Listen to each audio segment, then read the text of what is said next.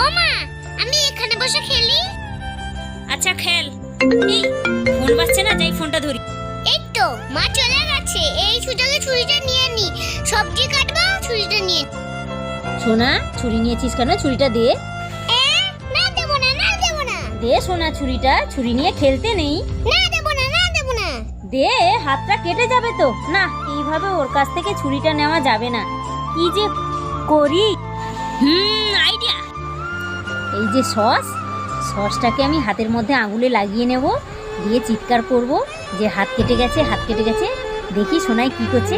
আহ আহ হাত কেটে গেছে, হাত কেটে গেছে। ও বাবা, আমার হাত কেটে গেছে, তাড়াতাড়ি যাই। মা, তোমার হাত কেটে গেছে?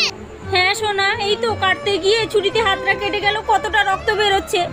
ও বাবা, আমি ছুরিটা রেখে দিই, নাহলে আমার হাতটা কেটে যাবে। হ্যাঁ, ঠিকঠাক কাজে লাগলো তো।